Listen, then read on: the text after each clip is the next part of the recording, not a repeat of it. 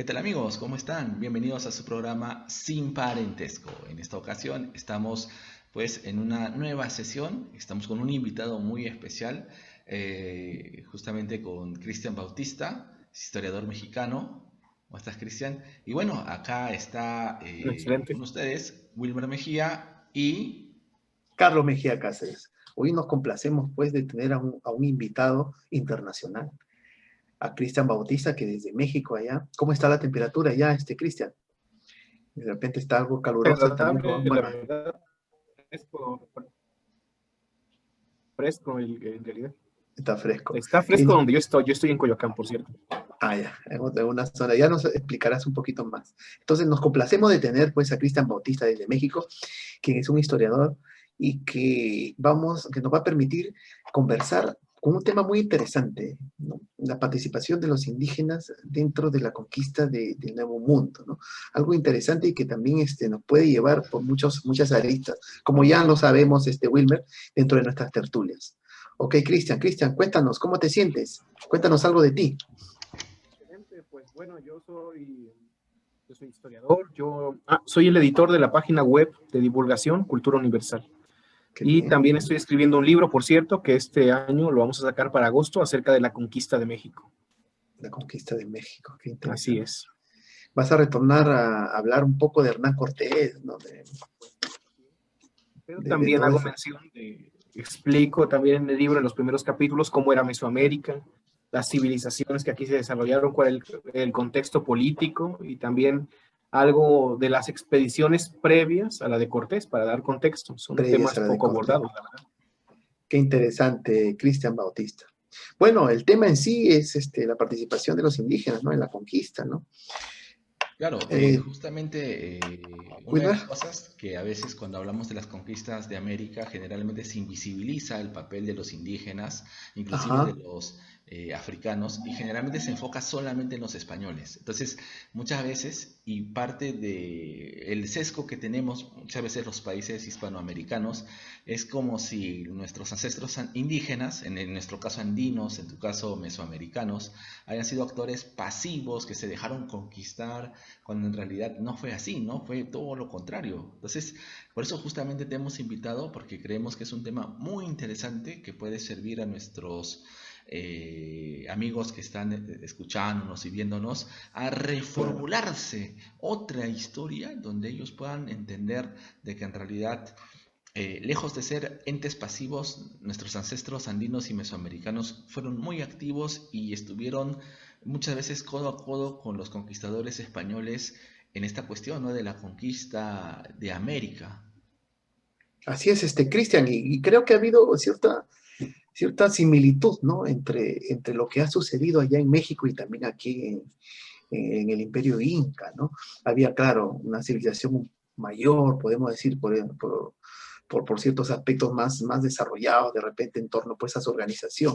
Pero en resumidas cuentas, los indígenas también tenían casi una cosmovisión, podemos decir, ¿no? Una cosmovisión en toda América, algo similar, ¿no?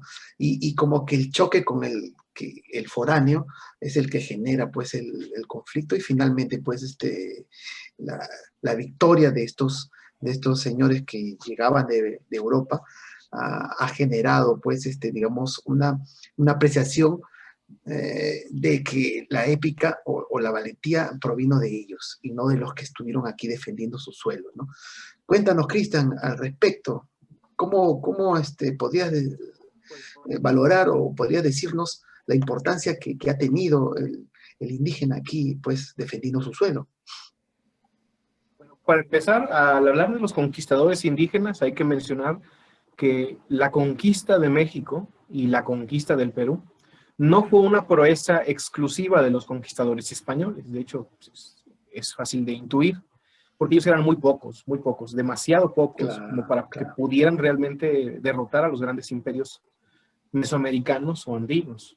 Y básicamente el peso de la conquista en realidad recae sobre combatientes indígenas. En realidad la conquista fue una proeza, fue un logro de los nativos de la misma región. Y muchas veces, más que ser una conquista, pudiera considerarse una continuación de las guerras propias de aquí.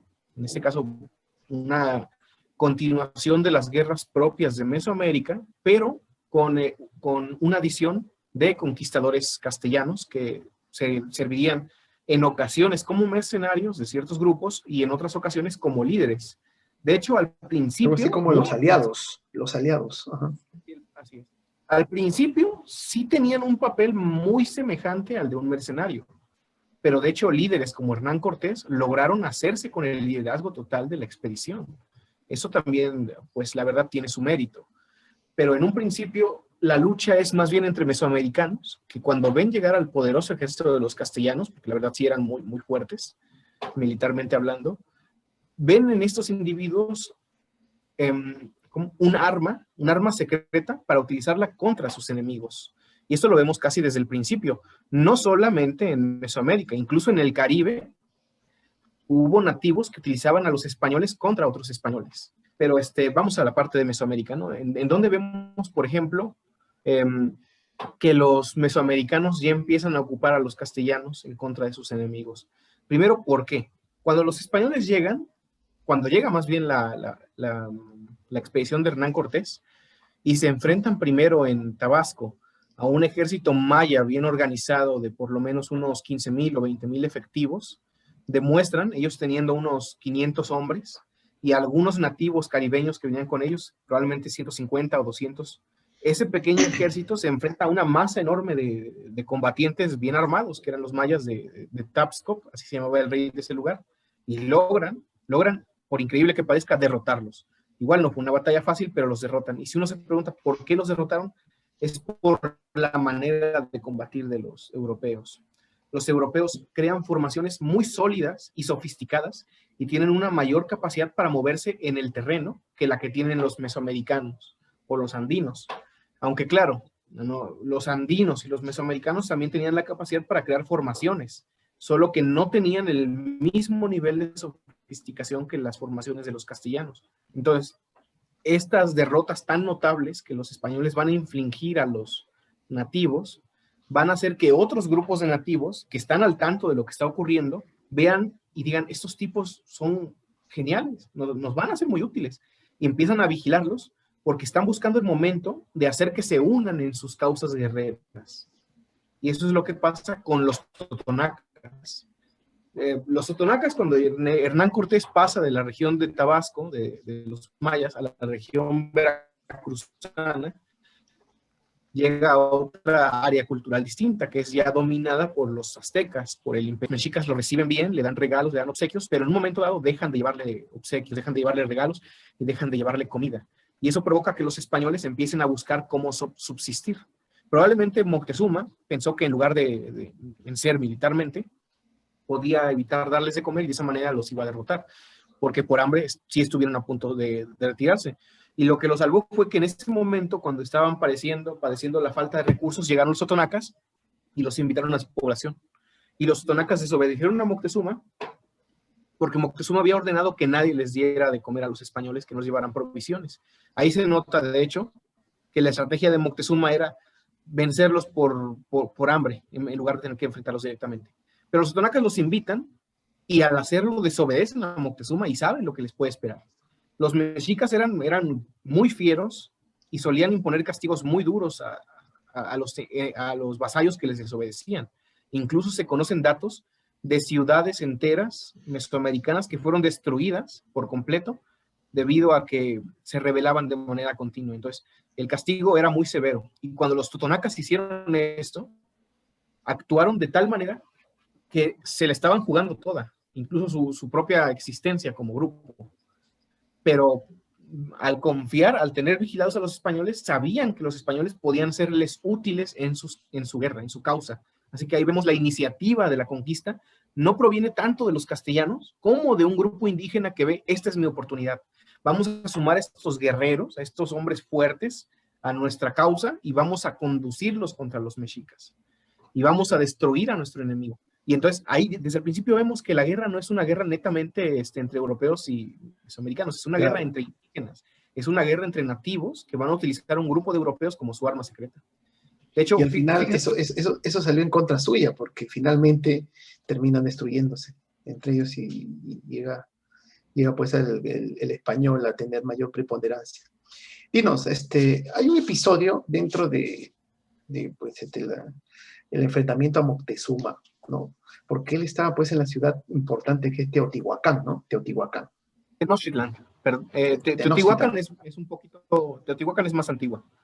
Ah, ya, Pero es una nueva, digamos, algo así que se construyó en el mismo sitio, pero algo más moderno. Están cercanas, pero son ciudades diferentes, ¿eh? Ah, ya. Mira, Y ahí es donde idea, se parapetan, ¿no? Parapetan los defensores, ¿no? Podemos comparar a Teotihuacán como con Caral. ¿Ya? O sea, es una civilización muy anterior. Ah, ya. Estás hablando de una civilización mayor, ya, ¿no? Inclusive se habla de una civilización con miles de años anteriores, ¿no? A lo que sería unos siglos antes, pero sí. Unos siglos antes. Claro, pero incluso los mexicas creían que lo hicieron los dioses. Quisiera yo citar algo, Sí. Perdón, Wilmer, ¿decías algo? Lo siento, no te escuché. Sí, no, que los mexicas creían que Teotihuacán los mexicas, ¿no? Fueron hechos por los dioses, ¿no? Entonces también ellos llegaron y no sabían quiénes habían hecho eso. O sea, los mexicas eso fue encontrado, sabían. encontraron esa ciudad y ahí podemos decir, la ampliaron, pero esto es de una civilización más antigua, ¿no? Una civilización anterior. No, bueno, a ver, voy a darte un poquito de contexto en ese sentido. Ajá. Los mexicas, fundaron su ciudad cerca, pero no en ese lugar. Y su ciudad era una de muchas otras ciudades que estaban en la región ya existiendo. Todo esto es en el centro de México. Pero cuando los mexicas llegan a ese lugar, al igual que otras sociedades que estaban allí, ninguna de estas sociedades sabían quién había construido Teotihuacán, y como era una ciudad tan monumental, tan extraordinaria y grande, ellos llegaron en sus religiones a decir que ese lugar en realidad lo habían construido los dioses, y que ahí es donde se había creado el sol y la luna, y habían iniciado los ciclos solares, porque sí era un lugar impresionante. Y yo, por ejemplo, debo decir que es quizás el único sitio mesoamericano que es comparable realmente al Imperio Romano, porque Teotihuacán es más grande que Roma, de hecho, es más grande que Roma, y era tan estable, o quizás incluso más estable que el Imperio Romano, pero no tenían el mismo nivel de sofisticación técnica o tecnológica.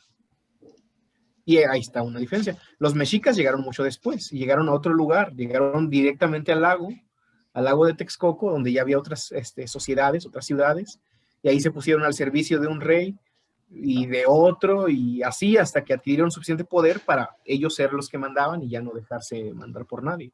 Y desde ahí, desde su ciudad que ellos construyeron, Tenochtitlan, crearon su imperio, pero en asociación con otras dos ciudades.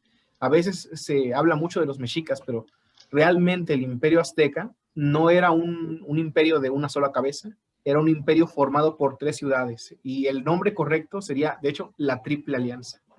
La Xcan Tlatoloyan. Algo así como ciudades-estado serían, ciudades-estado, como las ciudades-estado de griegas.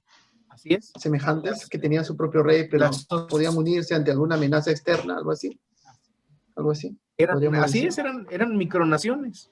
Eran ciudades-estado, básicamente, y funcionaban de manera muy semejante. Y también tenían variaciones, así como vemos en el mundo griego, que había una ciudad que era gobernada por 2 reyes, otra por 1, otra tenía una democracia. Claro, más o menos es lo que vemos en Mesoamérica. De un virata, Rey, 2 reyes, confederaciones, había de todo. Claro. Cristian, hay un episodio relacionado con la propagación de la viruela, creo, traído por los españoles, que también creo que sirvió un poco a los europeos unos años después, cuando retornaron. Me parece que trajeron el virus y esto se propagó por casi toda la población y generó una gran mortandad. Se habla un poco de esto, no tengo muchos estudios exactos, pero se comenta, ¿no?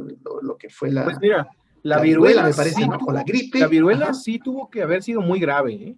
A veces se le quita mucha importancia, pero, o sea, debió haber sido una catástrofe, porque tan solo piensa en lo siguiente, ¿cuáles eran los 3 imperios más grandes? El imperio Tarasco, desgraciadamente de este imperio se habla muy poco, pero es comparable en poder al de los mexicas. Y el imperio inca. Esos son los 3 imperios más poderosos que hubo en América en esa época. Tenían niveles muy altos de sofisticación y de desarrollo cultural, eran verdaderas civilizaciones, verdaderos imperios. Bueno, occidental se aplica aquí, pero yo diría que sí. O sea, en cierta forma, porque se trata de sociedades notables, de grupos que dominan a otros grupos, en ese sentido. Claro. Pero estos 3 reyes, los 3 gobernantes de los imperios más poderosos, mueren de viruela. ¿Cuál es la probabilidad de que eso ocurra? O sea, tendría que haber sido una catástrofe muy grande la que provocó la epidemia, como para que realmente los 3 personajes más notables de estas sociedades murieran. ¿Y quiénes fueron, no? Huayna Cápac, me parece, el inca que estaba gobernando, me parece que murió de viruela. Wilmer, sí es el dato correcto, ¿verdad? Ok, Sí, perfecto. es Huayna Es que yo, bueno, no quiero regalar con detalles, pero en el caso de Mesoamérica, muere sin lugar a dudas, muere el rey de los Tarascos, el Irecha, Zuangúa, y también muere Huitláhuac, el sucesor de Moctezuma. Y les digo, no puede ser una coincidencia. Y posteriormente de viruela, va a morir también Ixtlilxóchitl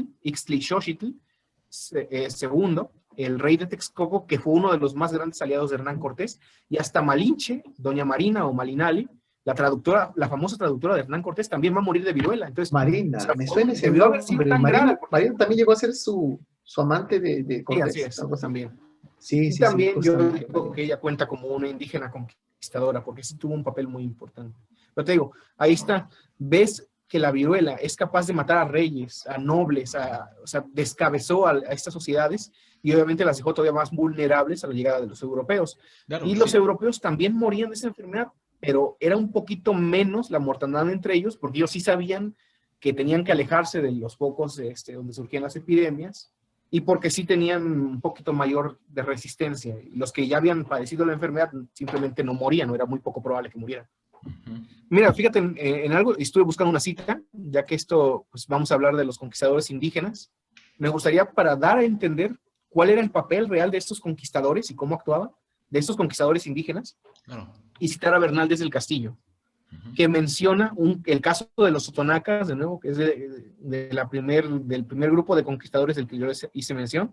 Él dice lo siguiente: y por presto que fuimos a detenerlos, porque estaban combatiendo a otros totonacas, ya estaban robando en las estancias, de lo cual hubo Cortés gran enojo, y mandó que viniesen luego los capitanes que traían a cargo a aquellos guerreros de Zempoala, y con palabras de muy enojado y de grandes amenazas, les dijo que luego le trajesen los indios e indias y mantas y gallinas que han robado en las estancias y que no entre ninguno de ellos en aquel pueblo, y que por qué le habían mentido y venían a sacrificar y robar a sus vecinos con nuestro favor. Eso es de Historia Verdadera de la Conquista, desde el capítulo 51. ¿Es un cronista el escritor?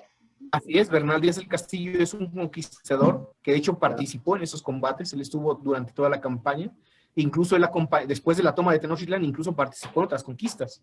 Y él comenta esto y me llama la atención porque Cortés se enoja de que lo manipularon, de que los indígenas, los mismos totonacas, lo guían a Hernán Cortés, no para luchar contra los aztecas, sino para ir a invadir y saquear a otro poblado totonaca con el que están peleados.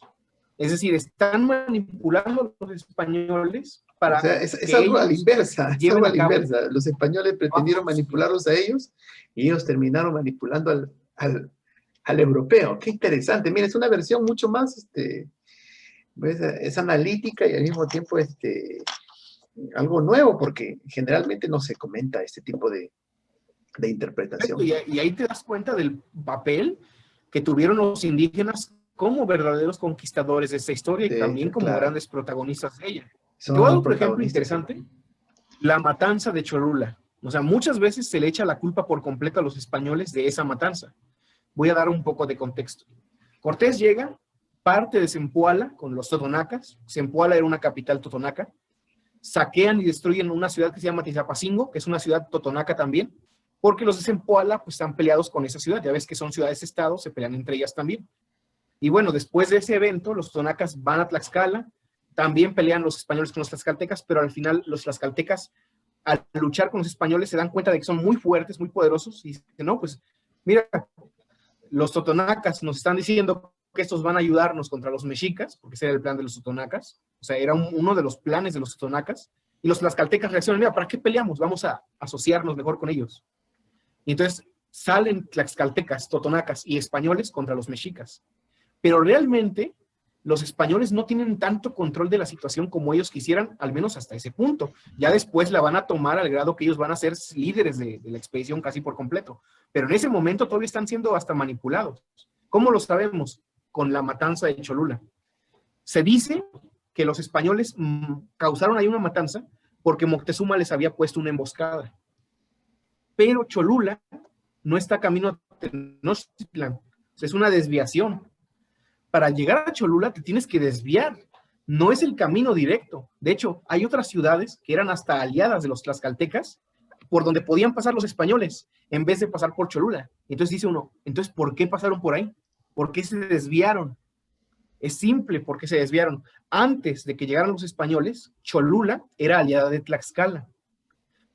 Pero en una guerra que tuvieron, los cholultecas, la gente de Cholula, se pasó del lado de los mexicas, de los aztecas. Y esa traición los tlaxcaltecas no la perdonaron. Y lo primero que hicieron cuando llegaron los españoles fue poner a prueba su nueva arma contra sus viejos enemigos para vengarse contra aquellos. Entonces, se desvían y masacran a la población de allí. Pero también es interesante que masacran a la población y matan a los nobles que gobernaban, porque los nobles de Cholula eran favorables a los mexicas. Pero resulta muy curioso que a pesar de la crueldad de la masacre, sobrevivieran las familias nobles que eran amigas de Tlaxcala, que eran favorables a los tlaxcaltecas.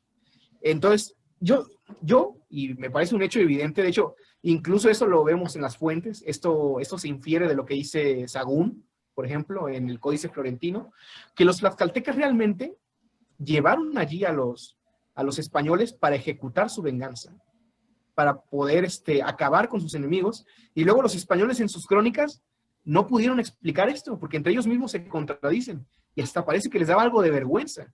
No admiten que son manipulados, no admiten que no tienen el control hasta ese punto, pero no lo tienen, porque en ese momento dependen por completo de los ejércitos indígenas y de sus intereses. La cosa va a cambiar al final, pero porque Hernán Cortés era un genio de la diplomacia, y él le da vuelta a la situación cuando llega a Tenochtitlan, porque en Tenochtitlan probablemente los tlaxcaltecas se imaginaban que llevando allí a los españoles iban a iniciar una guerra definitiva contra los mexicas, contra los aztecas. Pero Hernán Cortés le da vuelta a la situación porque llegando allí, en lugar de pelear, llega con intenciones de paz. Y Moctezuma también, o sea, lo recibe de paz. O sea, cambia toda la situación porque Moctezuma dice, vamos, los voy a recibir en paz, y Hernán Cortés acepta.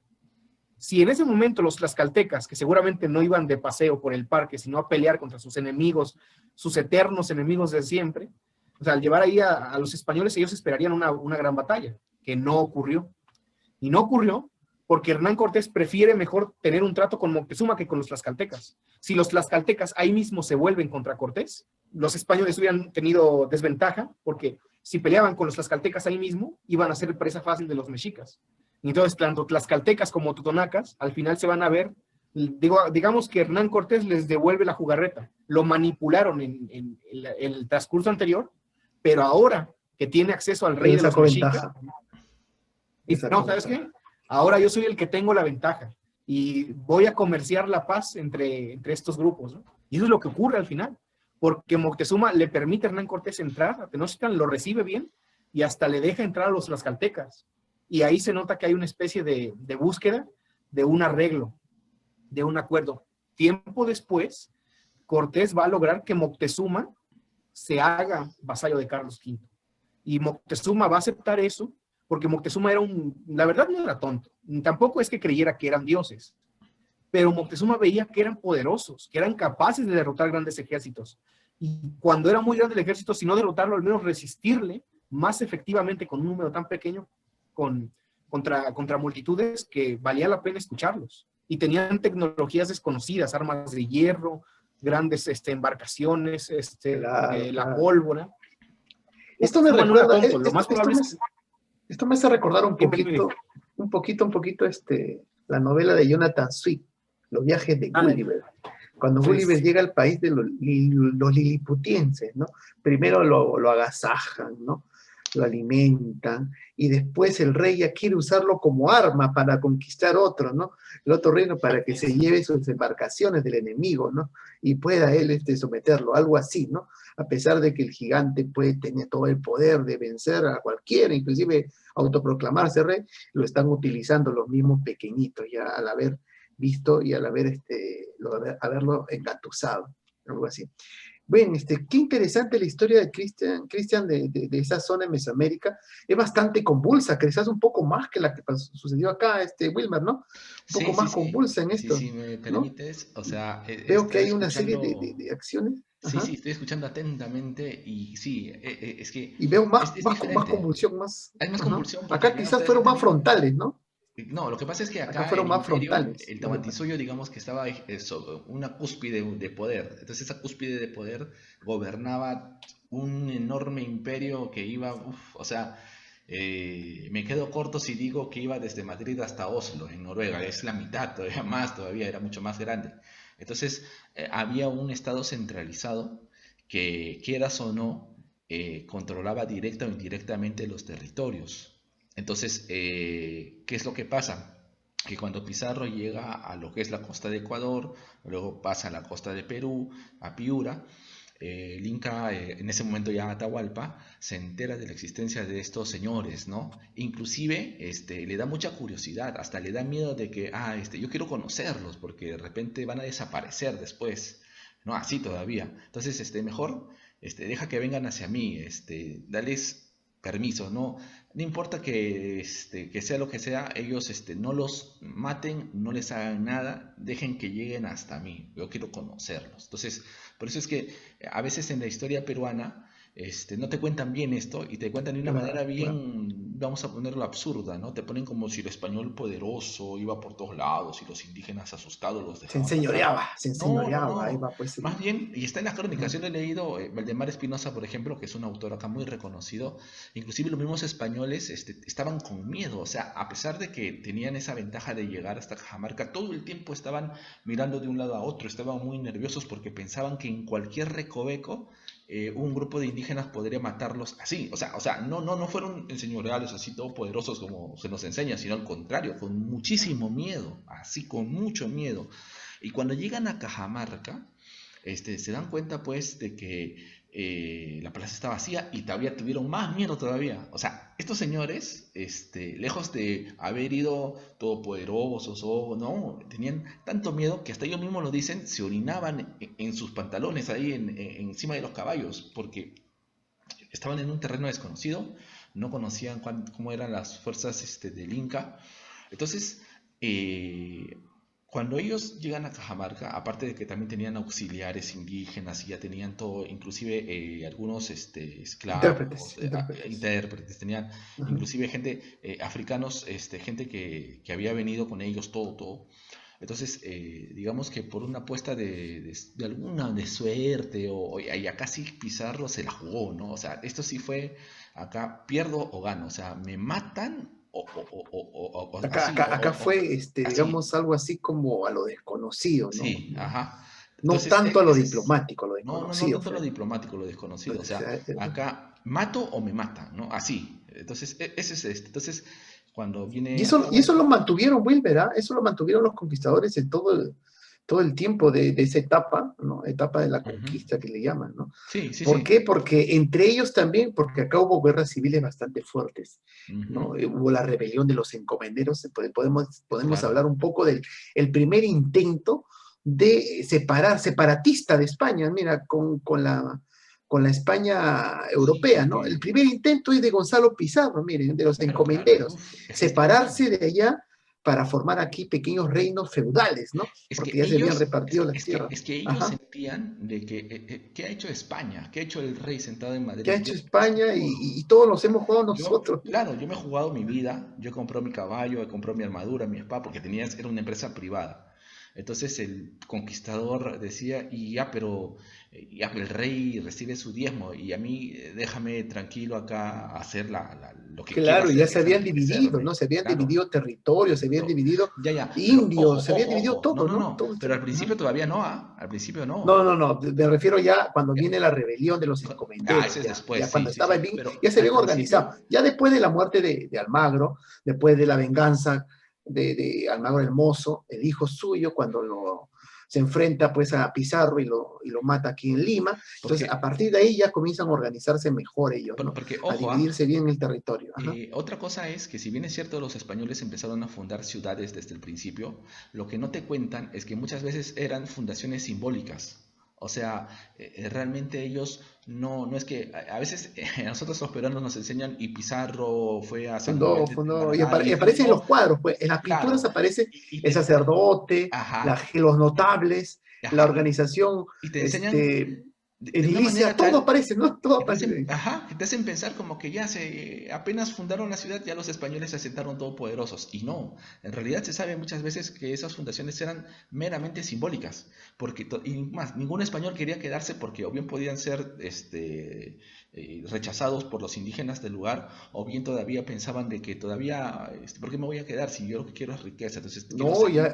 hubo Entonces, zonas que no pudieron conquistar totalmente, por ejemplo, en la claro, parte sur, ¿no? En Chile, por claro, ejemplo. Por eso sí, se no, no, formaron pero capitanías, capitanías, capitanías ajá, que eran puestos también así militares es. de avanzada, donde no se había logrado obtener todavía con certeza, pues, la conquista real de ese territorio. Mira, Entonces, incluso, mira, ajá, para terminar esta idea, sí, sí, sí. incluso los muchos conquistadores, cuando a pesar de que haber ganado por puesta de mano prácticamente a Atahualpa y haberlo secuestrado, todavía tenían temor, todavía tenían miedo. Inclusive ellos mismos cuentan de que siempre, ¿cómo se le dice? No descabalgaban a sus caballos, siempre mantenían el No asiento se y apeaban, no apeaban porque tenían siempre el temor de que acá las cosas no nos van muy ¿no? bien, agarramos nuestros caballos o nos vamos o combatimos, no sé, pero siempre con ese temor. Eso es lo que no nos enseñan en el colegio. Acá en el Perú Claro. nos Hay enseñan una, como hay que una versión de toda una cuestión Garcilaso, ahí. claro, hay Sí. una versión de Garcilaso que nos habla de Atahualpa cautivo, ¿no? Ujú. El Atahualpa cautivo que ya había estudiado sin ningún tipo de orientación, solamente había observado toda la actitud de los españoles y ya había encontrado prácticamente su lado débil de Pizarro, porque, mira, estando en prisión, Atahualpa manda a matar a su hermano, pues que Huáscar, que lo tenían ya preso, para evitar que éste se alie con Pizarro, con las huestes españolas.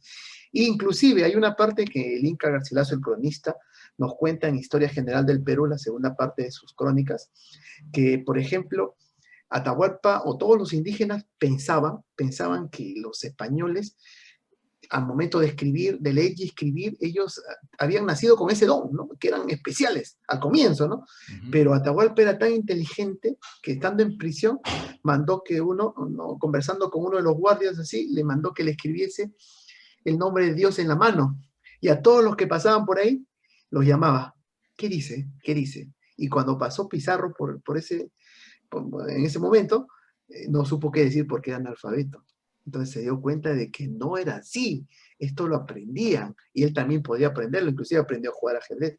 Mira, muy interesante esto y finalmente, bueno, en algún momento alguna tradición de Ricardo Palma nos habla de que Pizarro lloró también, ¿no? Cuando lo ajusticiaron a Atahualpa porque había tenido podemos decir, cierta cercanía y lo quería, ¿no? Y se había bautizado, ¿no?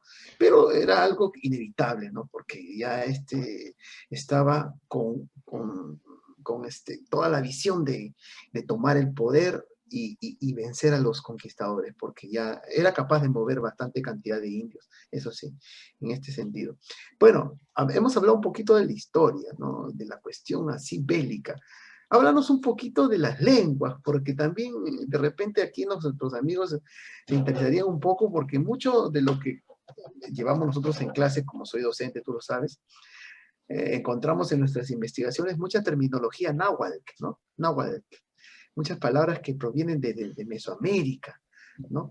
Muy interesantes porque vemos que parece que es más la cantidad de terminología que ha venido de estas culturas de Mesopotamia, que la quechua, ¿no? Que la quechua que se hablaba mucho, ¿no? Los quechuismos y todo, pero el náhuatl, pues, como que ha sido una de las lenguas principalmente, una de las lenguas principales que ha añadido una gran cantidad de vocablos y voces americanistas a la Real Academia de la Lengua Española, nuestra lengua que conocemos, ¿no? Por ejemplo, la palabra chocolate, ¿no? Chocolate, ¿no? En fin, ¿qué más? Aguacate, ¿no? Cuéntanos un poco, ¿qué nos puede decir acerca del náhuatl, ¿no? ¿Cómo se hablaba? ¿Quiénes lo hablaban? De repente, ¿cómo fue El náhuatl es la lengua que ¿ah? hablan los nahuas, o sea, Ya, los grupos étnicos que tienen esa cultura. Para tener una idea de quiénes eran los nahuas, ajá, el grupo náhuatl, hay que considerar lo siguiente. Vamos a usar una analogía. El mundo griego, ¿no? Los griegos todos son griegos porque comparten rasgos y elementos culturales, religiosos y lingüísticos, pero claro, también tienen helenos decían, ellos se llamaban helenos, ajá, ajá, helenísticos. Ujú.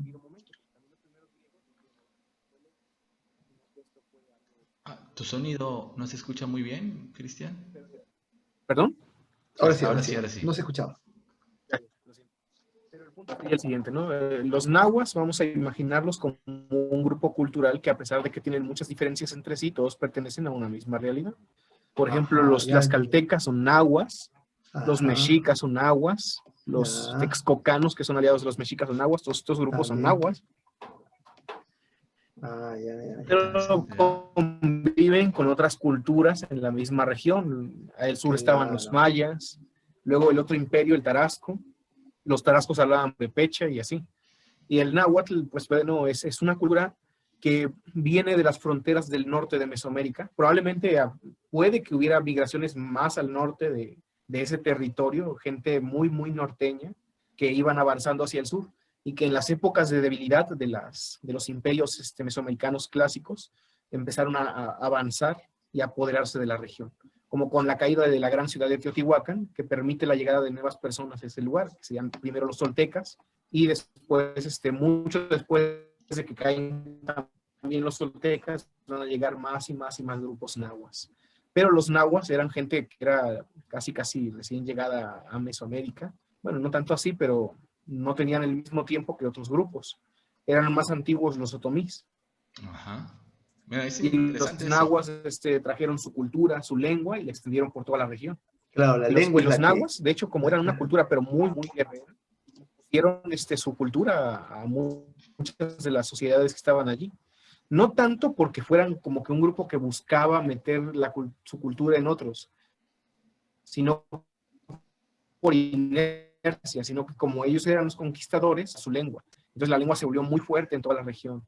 Y Ah, también, mira, qué luego, cuando los interesante. españoles llegaron, casi todo lo hablaban, escuchaban mucho el náhuatl. Hubo españoles que hablaban un poco de náhuatl por la Sí, importancia del idioma, Pero porque era la lengua franca que les es, permitía comunicarse entre grupos étnicos. o es sea, similar al quechua en podríamos hacer una realidad. comparación del náhuatl en Mesoamérica con el quechua aquí. Bueno, particularmente pienso que sí hay similitudes entre lo que sería el náhuatl y el quechua en el sentido de la función que cumplieron dentro de sus respectivos territorios, ¿no? No sé, Cristian me va a corregir si me equivoco. De repente, por ejemplo, acá el quechua fue una lengua franca. O sea, acá había una inmensidad de reinos y de etnias que hablaban idiomas muy diferentes entre sí. Sin embargo, el quechua, como era el idioma de prestigio, el de los incas, ayudaba de alguna manera a articular, sobre todo especialmente a nivel de élites, ¿no? Entonces, una élite regional, por ejemplo, de la Sierra Norte de Cajamarca, que hablaba un idioma muy diferente al cusqueño, sin embargo, se podía comunicar con él y de alguna manera esto también servía para eh, fungir de entendernos, ¿no? Vamos a entendernos de alguna manera entre nosotros a pesar de las diferencias de las distancias, ¿no? Y el quechua va a servir como ese vehículo. Pero esto es solamente entre élites, ¿ah? O sea, el campesino común y corriente no estaba obligado a aprenderlo, ¿ah? Esto era sobre todo entre élites. Y muchas veces los incas fomentaban también, cuando los hijos de los curacas regionales iban al Cusco, ¿no? Y eran educados ahí, entonces también se les enseñaba el quechua. Entonces había toda una Esto es algo especie de... parecido, Wilmer, a lo que sucedía con el francés durante el siglo XVIII, Se puede que decir, los monarcas de cualquier nación europea gustaban de conversar, de dirigirse, de escribir, ¿no? De hacer sus tertulias, sus reuniones, utilizando el francés, ¿no? Por la Sí, época sí, francesa, algo claro. así, ¿no? Entonces, tú estás tratando de dar la posibilidad de que el náhuatl también fue más o menos algo elitista como el quechua, ¿no? Podríamos decir eso, de repente, a un grupo Bueno, selecto. Dinos, Cristian.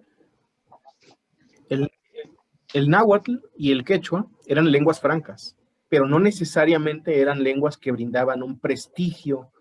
Para que te des una idea, ¿no? Imagínate en el Imperio Romano, ¿cuál sería la lengua? No era el latín, era el griego, porque era de una cultura más antigua.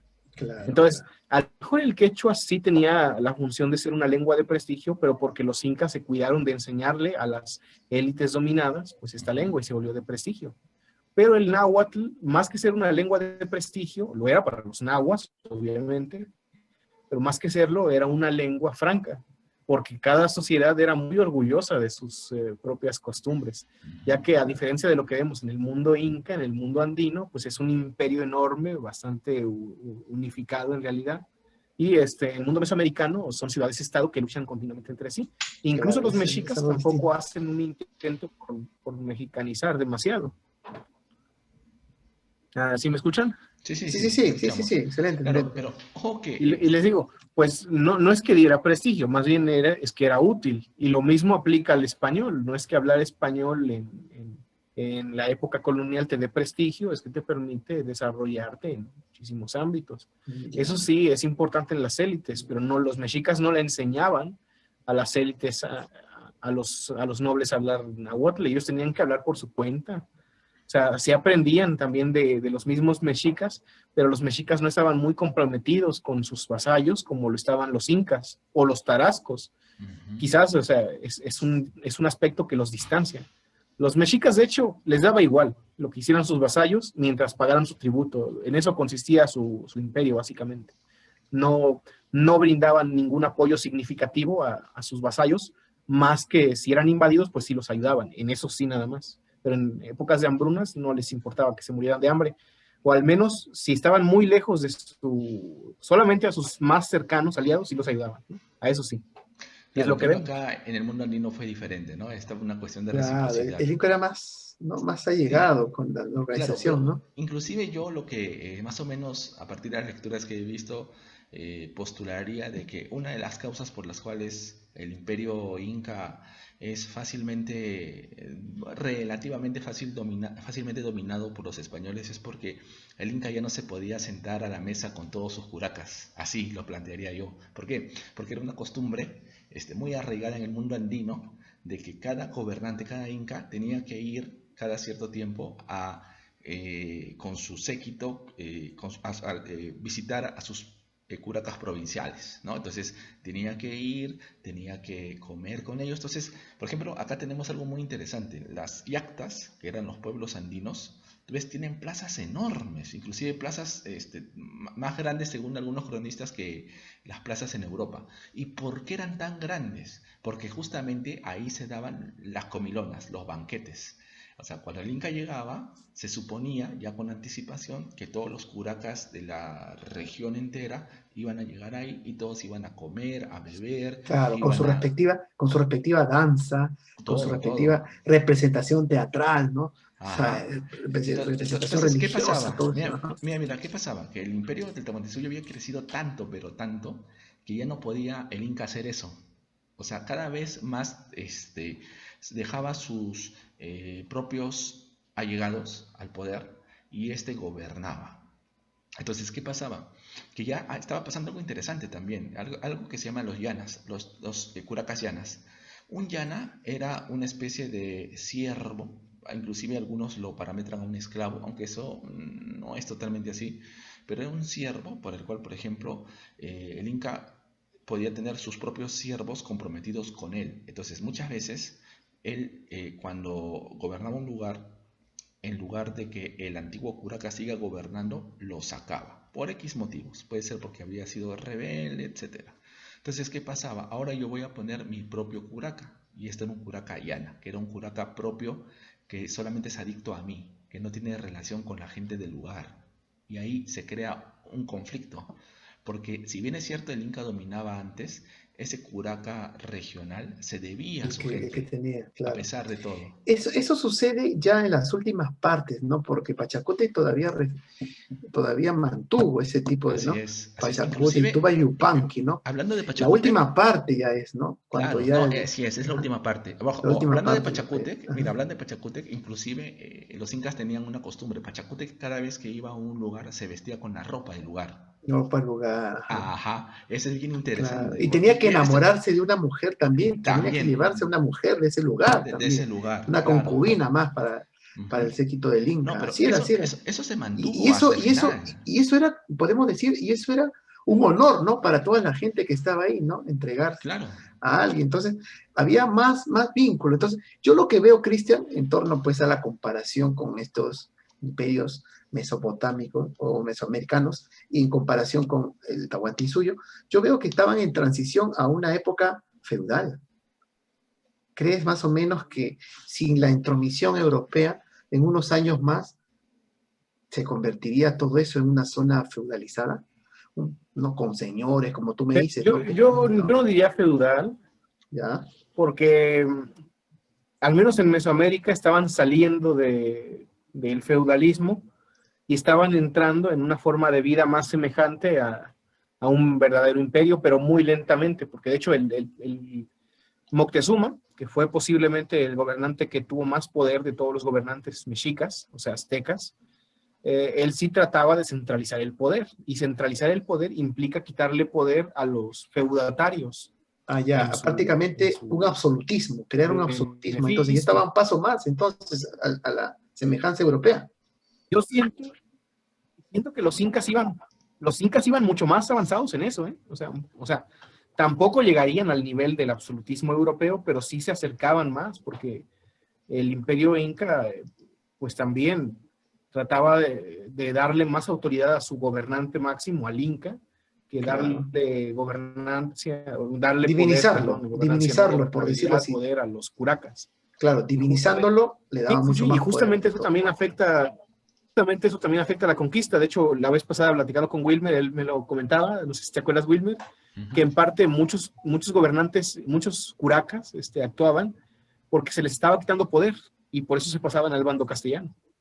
Claro, justamente Claro. eso. Es muy interesante, justo con lo que digo. O sea, cada vez más, al ser más grande el imperio, las relaciones de reciprocidad se resentían y los españoles llegan justo en un momento en el cual los curacas regionales veían ya muchas veces mermada esta relación. Incluso se sabe muy bien de que algunos de estos curacas regionales sentían pues de que realmente se les había quitado mucho, demasiado, ¿no? Y por las guerras que existían, o sea, imagínate, ya es cierto, el Inca me da ciertos beneficios por estar acá, pero en la realidad yo estoy supeditado a dos jerarquías de poder. O sea, hay un supervisor mío encima y encima hay un gobernador de la región. O sea, yo al final gran poder ya no tengo.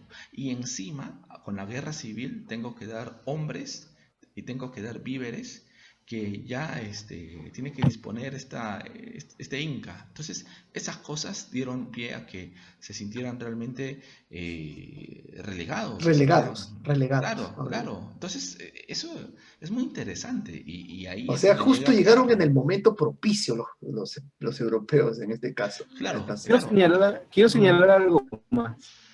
Tanto Yo en quisiera comentar Mesoamérica algo. como en el Perú han llegado en un momento ahí como preciso. Sí. preciso. Incluso cuando Pizarro, cuando los curacas andinos se enteran de que Atahualpa había sido secuestrado, van a Cajamarca porque quieren conocer a este nuevo personaje, a este tal Pizarro. Debe ser muy poderoso porque para tirarse abajo al Inca, o sea, el Inca era el hijo del dios, del sol, o sea, Claro, la divinidad el que le tenía ha que ver por medio. ganado, el que le ha hecho eso al Inca Ajá. debe ser muy poderoso, hay que apoyarlo. Entonces, y nos puede convenir a nuestros intereses, porque justamente lo que ellos querían eran deshacerse de el yugo del Tahuantinsuyo, porque lo sentían así. Ahora, lo interesante es que ellos, o sea, a diferencia de que a veces escuchas de que automáticamente querían pasarse a la corona española porque los vieron más bondadosos, no, no, no. Al principio lo que querían era ser independientes, o sea, ahora yo voy a volver a ser rey, señor de mi propio reino nuevamente. Y qué mejor que este nuevo aliado para yo continuar con este poder. Incluso, mira, si Pizarro logró fundar Lima y estar acá en Lima, digamos, entre comillas, relativamente tranquilo, fue porque en la Sierra Central estaban sus aliados, uno de sus aliados más poderosos, que eran los huancas. Los huancas eran los que no dejaban que el ejército de los incas llegasen hasta la costa. O sea, ellos prácticamente fueron la pared, el muro. Si no hubiera sido por los huancas, probablemente Pizarro no hubiera estado tan tranquilo en Lima haciendo lo que hizo. Así. Y, O y sea, los huancas siempre han sido una piedra en el zapato del imperio, ¿no? Desde claro, mucho siempre, antes, desde inclusive, mucho ¿no? antes. Ajá. Antes de que se expanda, antes de ese momento, porque en realidad el imperio incaico en 100 años realmente se convierte en lo que podríamos llamar imperio, ¿no? Claro, sí, sí, Con sí. los tres últimos gobernantes, ¿no? Porque anteriormente eran pequeños reinos, ¿no? En una zona muy circunscrita, Cusco, ¿no? En una localidad así bastante reducida, ¿no? Y después, claro, se Mira, van ampliando, se van expandiendo ya porque vencen también, en su momento también vencieron a los huancas, ¿no? ujú, Hay muchas leyendas al claro. respecto, ¿no? De que se convirtieron las rocas en guerreros, algo así, ¿no? Hay unas Ah, ese leyendas es así para los chancas, interesantes. ¿ah? Ese es para los Ajá, chancas. a los Esa chancas parte. Pero específicamente. mira, lo interesante es que justamente Valdemar Espinosa en un libro que es La caída del imperio de los incas, narra una serie de batallas. O sea, los huancas prácticamente se fajaron solos contra, contra los incas. O sea, si tú lo ves bien, fue más una pelea huancas contra incas. Y llega un momento a tal que a los incas más les preocupa vencer a los huancas que a los españoles. Porque dice, si venzo a los huancas voy a poder vencer a estos, pero fue prácticamente imposible. Incluso los huancas, porque ya están diezmados por las batallas, vienen a Lima y le piden a Pizarro que los apoyen, pero Pizarro no tenía muchos soldados, entonces le brinda dos, un morisco y un mulato, todo con caballo, si no me equivoco, uno o dos caballos, eso no me acuerdo bien, pero bien armados, ¿no? ¿Por qué? Porque a pesar de todo, el tener estos soldados españoles le convenía a los huancas porque así podían seguir batallando contra los incas de una manera mucho más fuerte, ¿no? Digámoslo así. Entonces, Bueno, sí, yo creo que les pudieron haber enseñado a combatir a su manera, ¿eh? A veces eso se omite, hay cosas que se omiten en las fuentes, ajá, pero podemos imaginárnoslo, porque de hecho fue lo que hicieron los españoles con los tlaxcaltecas. Les ajá, enseñaron a crear formaciones como las que ellos formaban y los volvieron más letales. Entonces claro, puede ser que ajá, a lo puede mejor ser. fueran pocos los españoles, pero también creo que pudieron haberles enseñado a los huancas. Pero hay cosas que las fuentes no te dicen expresamente. Sí, De hecho, a pues, pesar de la importancia de los nativos conquistadores, los españoles suelen decir, no, yo fui, ¿no? Y yo hice esto, yo hice lo otro. Pero también hay que ver porque ellos tenían el interés de pedirle cosas al rey. No sí, tanto claro, decir, ah, claro, fueron aquellos, ¿no? Ellos me echaron la mano. claro, sí, sí, sí, Cristian, y vamos a un punto hipotético. Imagínate que los europeos no hubiesen llegado en el momento del siglo, o fines del siglo XV, inicio del siglo XVI, ¿no? Por estas costas, ¿no? Y el imperio estaba en expansión. El problema de la guerra civil creo que iba a terminar, en algún instante iba a terminar acá en el Tahuantinsuyo. Y esta expansión era con mayor fuerza hacia el norte. ¿Crees que en ese mundo alterno de repente o hipotético, sin la presencia de los europeos, hubiese habido una lucha con todas estas culturas o estos reinos de Mesoamérica por la conquista de todo el continente, podríamos decirlo así, en un momento dado, sin la proximidad, sin la llegada de repente de los europeos que pues truncaron un poco esa expansión inca No lo creo. que definitivamente iba, ¿no? Definitivamente iba a Bueno, seguir dándose, ¿no? Iba a seguir no, bueno, dándose. voy a ¿Ah? explicar por qué, ¿no? O sea, el imperio mexica, para ¿Ah? empezar, lo que hubiera pasado es los mexicas hubieran vencido a Tlaxcala al final y hubieran sometido a la mayoría de los reinos independientes, pero luego ¿Ah? hubieran chocado con el imperio tarasco y ahí no sabemos qué hubiera pasado.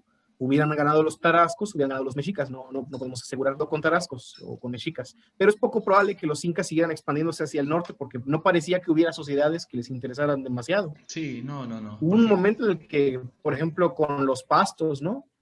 Sí, los no, grupos lo que que llamaban pasa, pastos que eh, eran... si me Sí, permites, lo que pasa es que sí, los sí, sí, por incas favor. estaban muy interesados en sociedades que tuvieran la reciprocidad como ellos. Y esto también implicaba que estas sociedades tuvieran cierto nivel de desarrollo. Entonces, a medida que iban hacia el sur y hacia el norte, encontraban sociedades que no compartían su mismo rasgo cultural de reciprocidad y aparte también encontraron sociedades que tenían un nivel de desarrollo bajo. Entonces, desde su punto de vista no valía la pena someterlos, ¿no? Entonces, salvo excepciones como hicieron con los Pasto y por ahí con otros grupos, más al norte ya no tenía sentido seguir, más al sur tampoco, y tampoco a la selva amazónica.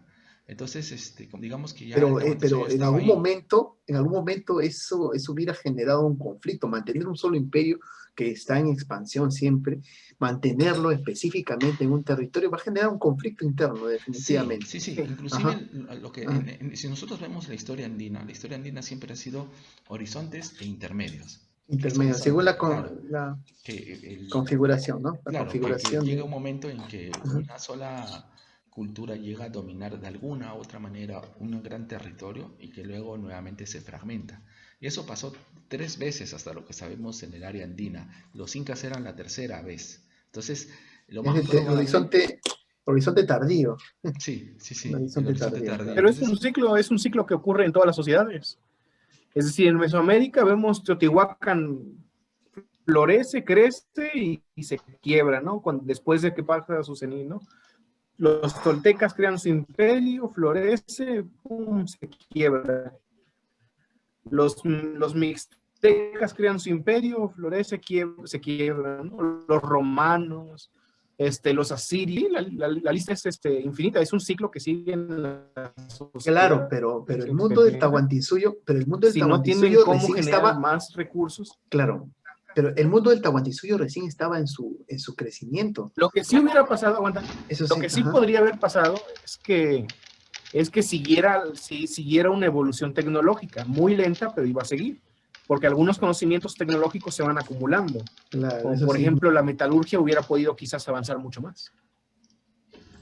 claro, eso es ¿Sabes qué? interesante, ¿ah? Algo que a lo mejor no se han dado cuenta muchas personas o que no lo han analizado debidamente, es que el proceso de conquista de aquí de las Américas en general, sí tiene sus paralelismos con el viejo mundo.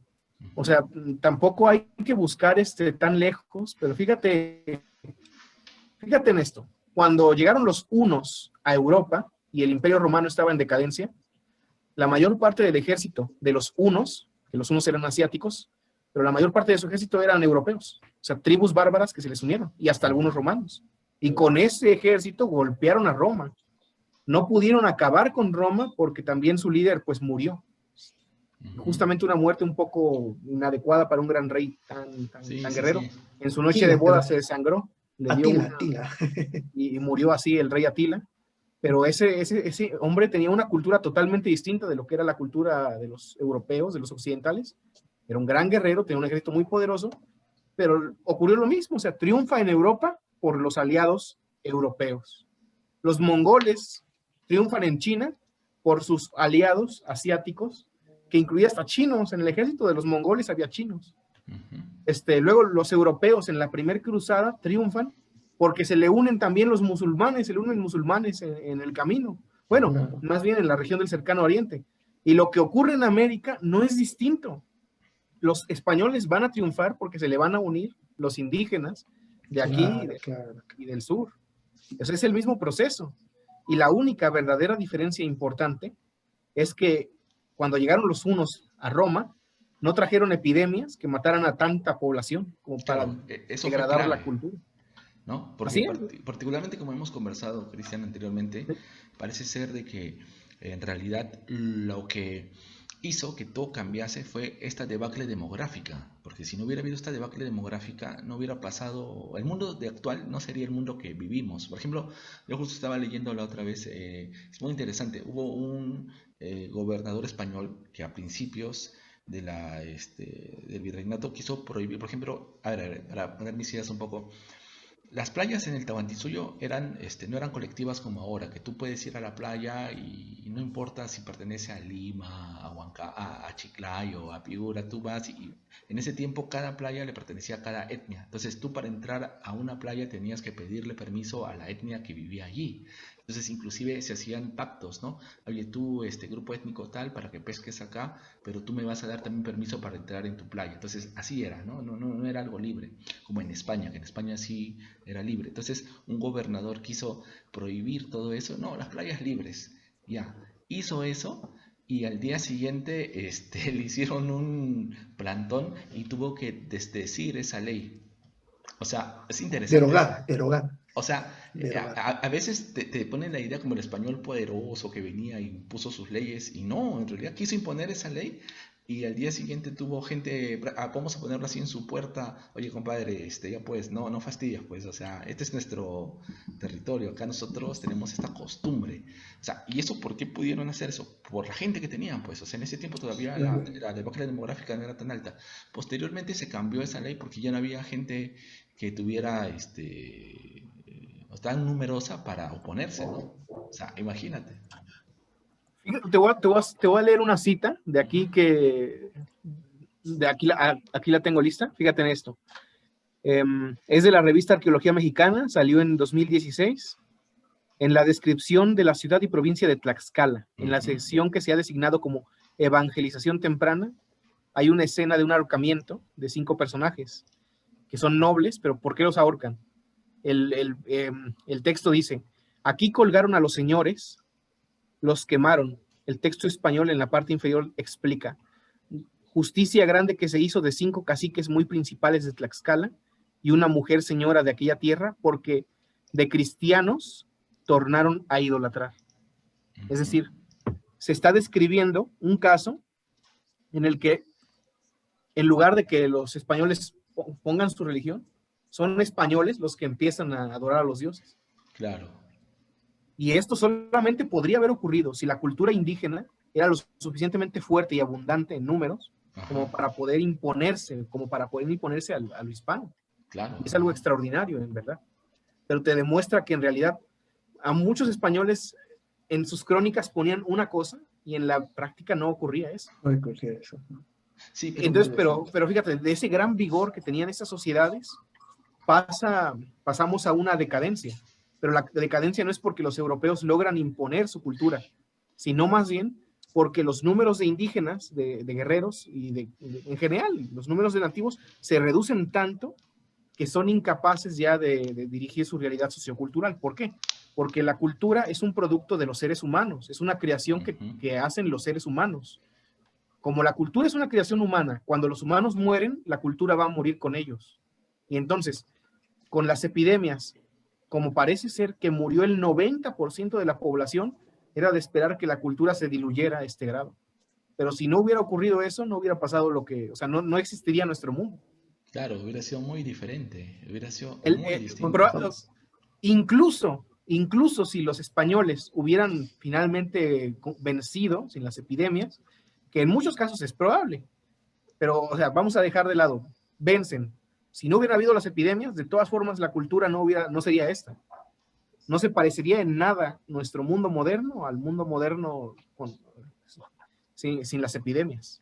Claro. Y esa es la realidad. Algo distinto, pues más cosas hubiera pasado, ¿no? Mayor población. Para que te des una idea, yo me imagino que se parecería a la India, porque la India es un mundo occidentalizado, pero mantienen su realidad, su esencia cultural. Y sí, probablemente hubiera sido algo parecido. Su cuestión de castas, claro. Sí, bueno, sí, o sea, quítale lo de las castas, porque eso no es que fuera racial, no tan aquí propio de estas sociedades, que sí había estratificación, pero no era igual. No era igual, eso sí. No se parecía para nada. Es muy interesante realmente porque particularmente creo que sí, estoy de acuerdo con eso, porque por ejemplo acá en el mundo andino, o sea, tú tienes de que incluso, estoy haciendo memoria, no recuerdo bien, hubo un inca de Vilcabamba, Sairitupac, si no me equivoco, que tenía la costumbre de casarse con su hermana. ¿Y qué pasa? Que para congraciarse con, de alguna manera, con los hispanos, bueno, como vamos a hacer un pacto, ¿no? O sea, yo te voy a dejar en paz. Y los hispanos dijeron ya, entonces te vamos a dejar casar con tu hermana. Hasta incluso, creo que hubo una orden del Papa para permitir esa unión. O sea, imagínate, no le pudieron decir no te casas con tu hermana, eres pecador, no, sino que no te preocupes, te vamos a dar el visto bueno y te vamos a permitir casarte con tu Algo así como hermana. las monarquías europeas, ¿no? Las monarquías europeas buscaban ese tipo de pactos y alianzas, ¿no? Colocándose, haciendo casar pues a los... Pero te Ajá. demuestra el gran poder que tenían todavía las naciones indígenas en ese momento histórico, porque en lugar de que los europeos impongan su cultura, se tienen que amoldar a la realidad que están viviendo porque no son capaces de cambiarla. Y eso solamente la vemos cuando la sociedad de los nativos todavía es lo suficientemente vigorosa en números. Por ejemplo, en las primeras décadas de la conquista, los tlaxcaltecas, que los españoles les enseñaron a luchar a la manera europea, y eso sí está en las fuentes, Ujú. después de la campaña de Tepeaca, los españoles les enseñan a luchar de esa forma, o sea, a hacer esas formaciones, a crear ese tipo de movilidad tan amplio. Y ya no los pueden derrotar. Si los tlaxcaltecas se hubieran levantado en armas en ese momento histórico, quizás los hubieran derrotado los castellanos, porque ya incluso tenían espadas los mismos señores de Tlaxcala. Ya tenían ese conocimiento de cómo luchaban sus enemigos, tenían todas las posiciones importantes. Y en ese periodo histórico vemos mucha tolerancia en Tlaxcala, y lo menciona don Diego Muñoz Camargo, el famoso cronista de Tlaxcala, que sabían los españoles que había sacrificios humanos, pero no podían hacer nada. O sea, no los hacían ya en las plazas principales, pero nadie los podía detener. Los hacían en sus palacios y en sus recintos privados, pero se sabía que eso ocurría. Y pobre de ti si eras español y vagabas por los caminos, porque si desaparecías, nadie iba a poder alzar la mano contra los señores de Tlaxcala.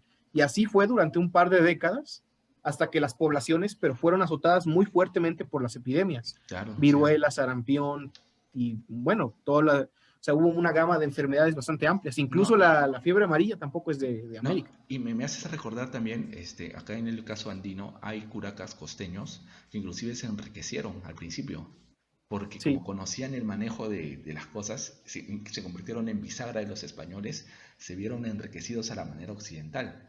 ¿Y qué pasó?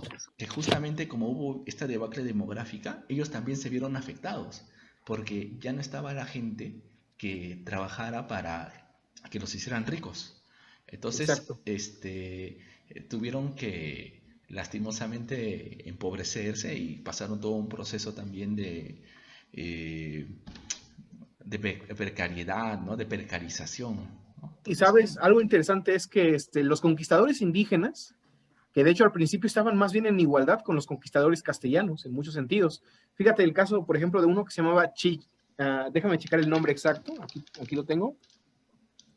ujú, Este es Xical Chalchimitl. Xical ujú, Chalchimitl fue un conquistador indígena que incluso tenía su servicio y él montaba a caballo, traía espada, traía armadura, y aparte en su servicio era un conquistador indígena que mandaba, pero como general, de españoles y de indígenas. Y ujú. este sujeto tuvo muchísimo poder en Nueva España. Fue Claro, el gobernador de la Gran Chichimeca. Entonces te digo, ese tipo de personajes te demuestran que los españoles estaban obligados a tratar con igualdad a los nobles, por lo menos a los nobles indígenas, porque no podían oponerse a ellos realmente, y más cuando ya les habían enseñado su ujú, cultura, más cuando los nobles indígenas ya tenían capacidad para crear formaciones, tenían armas de metal, tenían incluso algunos montaban a caballo, y no es el único caso, ¿no? Hay otro don Pedro Cuinirangari también andaba a caballo, Tenamaxle, hay muchos personajes que andaban a caballo que eran indígenas. Y entonces, fíjate, este notable personaje, Chicalchalchimitl, tenía un grupo de 80 arcabuceros a su servicio. Entonces, ya no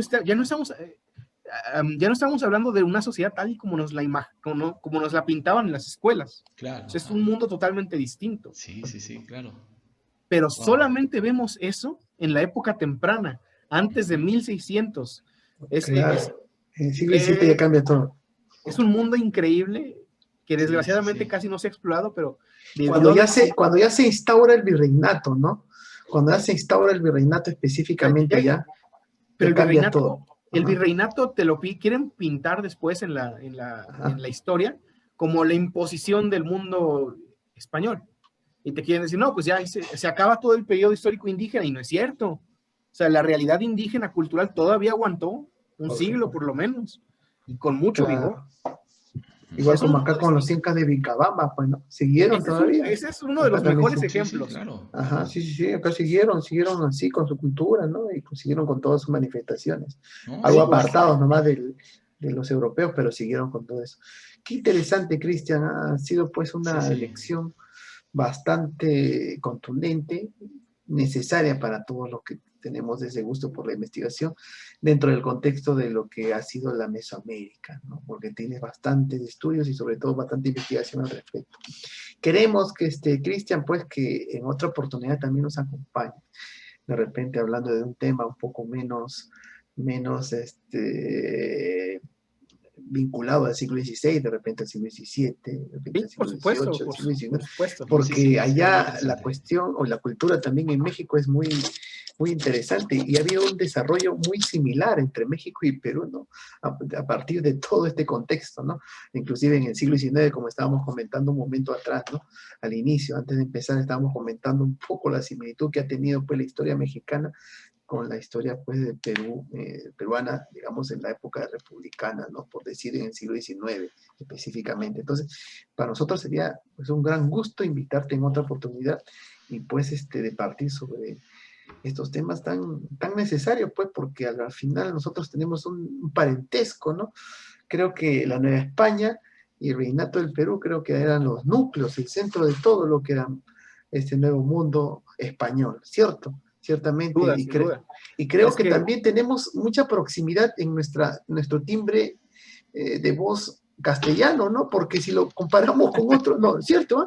sí, Casi la no hay verdad, mucha diferencia, ¿no? ¿Tú notas a Wilmer? No noto realmente mucha muy poca, diferencia, muy poca. muy poca, pero si yo lo comparo de repente con Argentina, de repente con Cuba, que ahí cambia la cosa, ¿no? Se hace un poco más complicado con Venezuela, ¿no? Pero no, Hay no, muchas, no, ¿eh? hay Cuando muchas yo estuve, coincidencias cuando, cuando entre yo estuve ambos en países. México, me dijeron de que mi acento parecía un poco a Tlaxcala. Bueno, no sé si será cierto, ¿A pero dónde? así me ¿A qué? ¿A dijeron. qué? ¿A qué? ¿A qué? A El de Tlaxcala. Tlaxcala. Ajá. Así me Uno de los dijeron. de, uno de allá de México. Claro, claro, por eso no tenemos mucha diferencia, miren, todo se hace bastante próximo. Entonces, y nosotros nos sentiríamos realmente honrados de tenerte en otro programa, en otra edición. Claro, pero con Bueno, Puesto, y mucho Wilmer, más. ahí cuando necesiten, pues ya saben, yo voy a estar ahí. ya. Claro que Bueno, sí. Wilmer, muchas gracias, Cristian. Bueno, Wilmer, creo que ya estamos Así es. concluyendo, Ya Concluyendo. ¿verdad? estamos en la racha final. Ha sido un Ha sido gusto, una velada amigos. interesante. Creo Así que es. estamos por el mismo horario o algo diferente. Ahorita son las Una 11 hora de diferencia. Una hora de diferencia. ¿antes o después? No, ellos antes. Antes. Tú estás más Así es. temprano, ¿no? Con Está más razón nosotros temprano. estamos Así más es. trasnochados, estamos nosotros acá en Sí, Lima. sí, sí. Bueno, entonces ha sido un placer, Cristian, y realmente esperamos tenerte en otra ocasión. Y bueno, Por amigos, eso supuesto. es todo por hoy y muchas gracias por seguirnos. Hasta la próxima. Hasta la próxima, nos vemos, cuídense, chao, chao, chao.